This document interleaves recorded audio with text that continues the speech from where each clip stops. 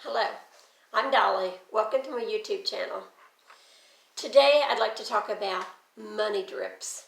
So I have my cup of peach tea and a little candle here, make it cozy. Get yourself something to drink if you want and come back and let's have a visit. Okay, are you ready? Okay, what are the drips? Well, first of all, have you ever lived someplace where your faucet was dripping? And yes, it can be annoying, but you think, oh, it's not using much water. It's just a little drip. But those little drips add up after a little while to a bucket full. So here are just some examples of how our money can drip away from us. Coffee or latte at a fancy coffee shop can run up to like $3.65 a cup. If you stopped in just 2 times a week and got your favorite at $3.65 a cup, in 1 year, that's $379.60. How about the soda pop machine, a vending machine at work, and you think, oh, it's, just 75 cents. Or they can be up to like $1.25 or $1.50 if you got the bottles or the bigger bottles. But I'm going to go with the 75 cents for our example here. In 1 year, that's $195. If you got a box of canned Coke or something, it's going to be, depending upon the store price, and if you got on sale, if you get on sale, it's even cheaper. But I'm going to use the 30 cents a can from home, from the grocery store. That comes up in a year to $78 instead of $195, and you get the very same product. So if your favorite's Coke or Pepsi or whatever that you get out of the machine, you're still using the very same thing, except that you're spending a lot less money. So that's money you can save for something that you really want. So, and of course, if you take water in your own container, basically it's free, or almost free, and healthier. Oh, and did you ever wonder at the checkout at the store why there's always candy and magazines at your grocery checkout? Why do they always put it at the checkout? It's probably not usually on your shopping list, but they know that while you're standing there in line, you see some of the titles and some of the articles in the magazines. So, while you're standing there reading the titles, and then you move forward, you think, I wonder what's happened, or, well, that looks interesting. So the magazine might go in your cart. And the candy bar, by the time you stood in line, you're probably hungry. And that looks pretty good too. So you could eat that on your way home. Well, Woman's World, these are just examples. Woman's World, they come out weekly. $2.49. That doesn't sound much, does it? But in a year, that's $129.48. Better Homes and Gardens, which comes out once a month, at $3.99 in a year, that's $47.88. You can go to the library and check out lots of magazines for free. So I'm trying to show you you can still have the same enjoyment from the coffee, from the Coke, Pop, from your magazines, without spending nearly as much money. Okay, if you track your money, I've done this. In fact, now I've made it a habit, but a long time ago it was something new to me I hadn't been doing. And if you track it, you write down everything you buy, you will be surprised.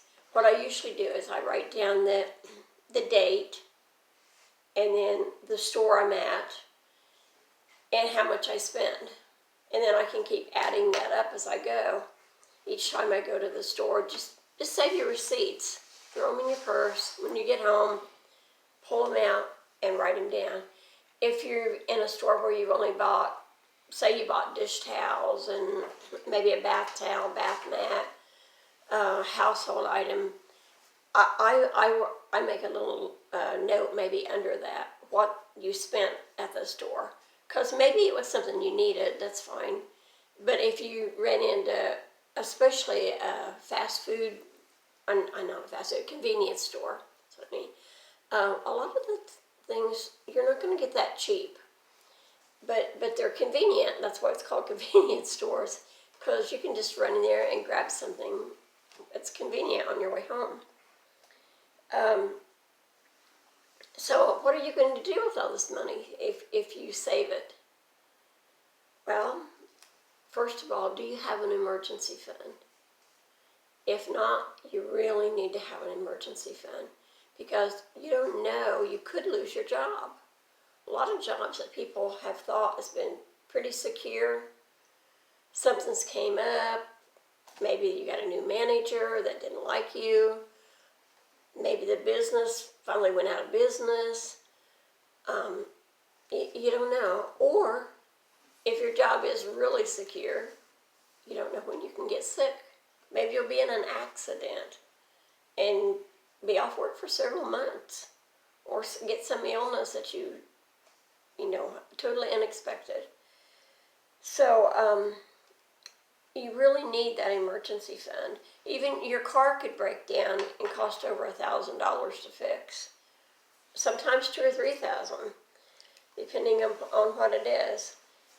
So if you start with saving up to $1,000, I know it may take a little while, especially if you have a low-paying job and a lot of bills.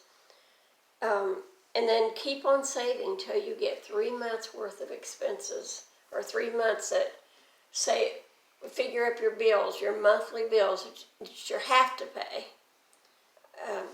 I'm not talking about cable and things that you could let go if you needed to, but the monthly bills, your electricity, your heat, things that you have to have, your mortgage or your rent.